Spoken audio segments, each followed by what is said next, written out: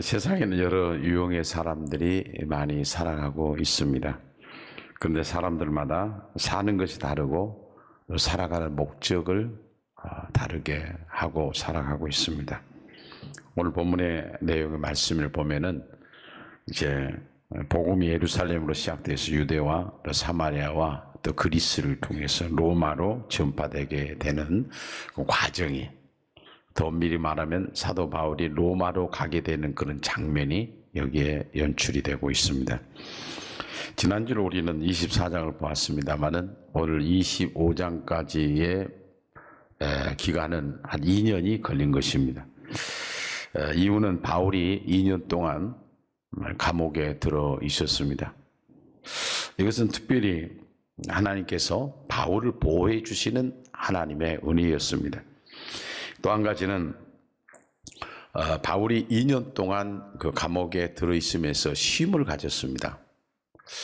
그것은 또 다른 일을 하기 위해서, 하나님의 영광을 위해서 일하기 위해서 하나님께서 그를 보호하시고 놀라운 계획 속에서 그를 거기에 돕게 됐다는 사실을 우리는 알 수가 있습니다.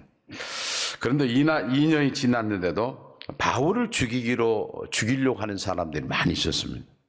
유대인들은 새로 부임한 베스도 총독에게 예루살렘으로 바울을 데려다가 거기서 재판을 좀 받게 해달라, 그렇게 요청을 했습니다. 목적은 바울이 예루살렘으로 가고 있을 때 그때 그들이 죽이려고 했던 것입니다.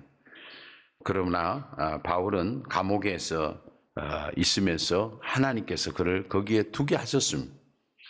그러나 베스도 총독은 유대인들의 요청을 받아들이지 않았습니다. 그리고 자신을 축하하기 위해서 온 아그리빠 왕의 이 모든 것들을 이야기를 합니다. 그리고 쉬운 말로 얘기하면 상담을 받기를 원했습니다. 지금 유대인들은 지금 바울을 죽이려고 하고 지금도 이런 상태에 있는데 아무리 생각해봐도 바울은 죄가 없습니다. 그런데 바울은 지금 가이사 황제한테 가서 재판을 받기를 원하는데 지금 유대인들은 지금 바울을 예루살렘으로 가서 재판을 받게 해달라, 그래서 그들이 죽이려고 하는 것입니다. 이 일을 어떻게 해야 합니까? 라고 하는 것이었습니다. 그런데 바울은 가이사 황제에게 재판을 받기를 원했던 건 그가 로마인이었습니다. 베스도 총독은 은근히 유대인들의 총독으로 왔기 때문에 유대인들의 환심을 사기를 원했던 것이에요. 그렇기 때문에 그렇게 할 수만 있다면 그렇게 보내는 것이 자기로 봐서는 할 일을 다 했다고 생각할 수도 있었을 것입니다. 그러나 문제는 바울에게서 죄를 찾지 못한 것 때문에 쉽사리 보내지를 못한 거예요. 억지로 보내지를 못하는 거예요. 베스도 총독으로 권한을 가지고 보내지를 않았다는 사실이에요. 이 이야기를 들은 아그리빠 왕은 자신이 바울을 한번 만나봤으면 좋겠다, 그런 생각을 했습니다. 그래서 다음날 재판정에서 베스도 총독과 헤롯 아그리빠 왕과 그 아내 베니게가 함께 높은 곳에 앉았습니다. 그리고 바울을 재판정으로 데리고 나왔습니다. 그때 재판정에서 끌려나왔을 때 베스도 총독이 이렇게 말을 합니다. 베스도가 말하되 그 아그리빠 왕과 여기 같이 있는 여러분이요, 당신들이 보는 이 사람은 유대의 모든 무리가 크게 외치되 살려주지 못할 사람이라고 하여 예루살렘에 와 여기서도 내게 청혼하였으나 내가 살피건대 죽일 일을 범한 일이 없더이다. 아주 이 베스도 총독은 아주 대단한 분이에요. 아무리 생각해봐도 바울을 죽일 죄가 없습니다 라고 말한 것입니다. 베스도 총독은 바울에게 말합니다. 유대인의 욕구대로 너가 예루살렘으로 가겠느냐, 그렇게 물었어요. 굉장히 신사적이죠. 저들이 지금 예루살렘으로 가서 재판을 받아라고 하는데 너가 갈 생각이 있느냐, 그렇게 물어요. 그러니까 바울은 대단히 단호하게 이렇게 얘기합니다. 바울이 이르되 내가 가이사의 재판 자리 앞에 섰으니 마땅히 거기서 신문을 받을 것이라 당신도 잘 아신 바와 같이 내가 유대인들에게 불의를 행한 일이 없나이다. 왜 내가 예루살렘으로 갑니까? 나는 가이사 황제 앞에 가서 나는 재판을 받을 것입니다. 그래도 아무리 생각해봐도 내가 잘못한 것이 없습니다. 그리고 바울은 또 이렇게 말을 합니다. 만일 내가 불의를 행하며 무슨 죽일 죄를 지었으면 죽기를 사용하지 아니할 것이나 만일 이 사람들이 나를 고발한 것이 다 사실이 아니면 아무도 나를 그들에게 내줄 수 없나이다. 내가 가이사께 상소하노라. 바울이 대단합니다. 지금 죄수의 몸으로 감옥에 있을지라도 정상적인 큰 소리를 친 것도 아니에요. 자기가 취해야 될 그런 것들을 다 얘기하면서 자기에 대해서 아주 깨끗하게 말을 하고 있는 장면입니다. 이 말은 바울은 목숨에 연연하지 않지만 법대로 해야 되지 않느냐. 내가 죄가 없는 사람인데 내가 그들한테 잘못이 없는데 왜 나를 죽이려고 하느냐라고 하는 말씀이었습니다. 또 하나는 바울의 평생 소원은 이것도 있지만은 죄에 대한 문제를 따질 수도 있지만은 진짜 중요한 것은 바울이 평생 소원은 로마로 가고 싶었던 겁니다. 그 당시에 전 세계가 모든 길이 로마로 통한다고 하는 그런 시대에 살았던 이 사도 바울. 그러므로 로마에 가서 복음을 전하면은 이 복음이 로마로 통한다고 그러지 어느 나라라도 다 복음이 크게 전달될 거 아니야라고 하는 것입니다. 그래서 바울은 꿈에도 소원 안 지났으나 나는 로마로 가야 한다. 나는 로마로 가야 한다. 바울의 분명한 목적이 있는 사람이었습니다. 하나님께서 바울의 목적을 아셨어요.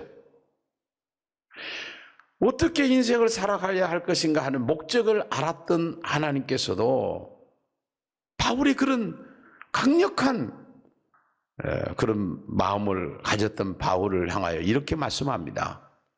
그날 밤에 주께서 바울 곁에 서서 이르시되 담대하라. 내가 예루살렘에서 나의 일을 증언한 것 같이 로마에서도 증언하여야 하리라.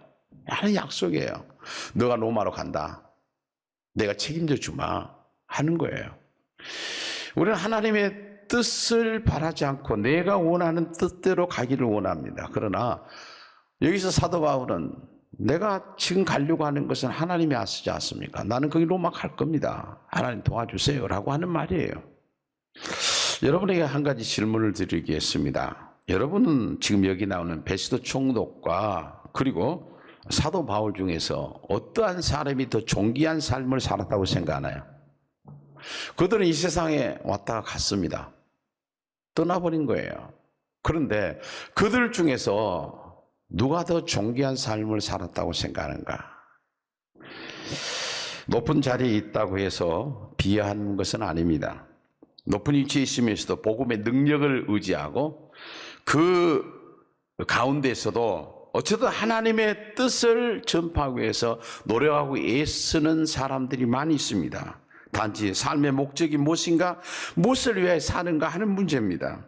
바울은 왜 이토록 로마로 가고 싶었는가? 그것은 오직 복음을 전해주기 위해서 바울이 그렇게 했다는 사실입니다. 이것은 그에게 있어서 대단한 큰 목적이 되었습니다. 여러분은 지금까지 신앙생활을 하면서 하나님께로부터 사명을 받아본 사람이 있나요? 아니면은 우리가 신앙생활을 하면서 지금까지 신앙생활을 하면서 어느 날 하나님이여 내가 하나님을 위해서 이제는 예수 그리스도의 은혜를 생각하면서 내가 어떻게 살겠습니다. 하나님 나를 도와주세요. 눈물 콧물 흘리면서 저 기도원에서나 아니면 성전에서 하나님 앞에 그렇게 살겠다고 하는 계획을 가져본 사람 있나요? 그렇다고 하면 지금 그렇게 살고 있나요? 지금도 여러 방면에서 그렇게 하나님 앞에 결단하고 각오했던 사람들이 그렇게 살아간 사람들이 많이 있습니다. 이 땅에도. 그 시대만 바울에게만 있는 것이 아니라 이 시대에도 그런 사람들을 많이 볼 수 있어요. 교회 안에서도 많이 볼 수 있습니다. 법조인이라든지 그리고 사국가라든지 정치가라든지 그리고 예술이라든지 교육가라든지 여러 방면으로 내가 사는 목적은, 내가 이곳에 일하는 목적은 하나님이 나를 향한 뜻이 계시기에 그 뜻을 위해서 내가 그렇게 살리라. 하나님은 이렇게 살려고 했던 사도 바울을, 이렇게 목적을 가진 사도 바울을 정말 안전하게 해서 로마로 가게 합니다. 마음껏 주의 복음을 전해보라고. 그를 하나님께서 보호해 주셔서 그쪽으로 가게 하신 거예요. 그리고 바울은 이 모든 것을 다 끝나고 난 다음에, 사도 바울은 복음을 마지막까지 다 전하고 난 다음에 그는 이렇게 말을 했습니다. 전제와 같이 내가 벌써 부어지고 나의 떠날 시각이 가까웠도다. 나는 선한 싸움을 싸우고 나의 달려갈 길을 마치고 믿음을 지켰으니 이제부로는 나를 위하여 의의 멸류관이 예비되었으므로 주 곧 의로우신 재판장이 그날에 내게 주실 것이며 내게만 아니라 주의 나타나심을 사모하는 모든 자에게 도니라.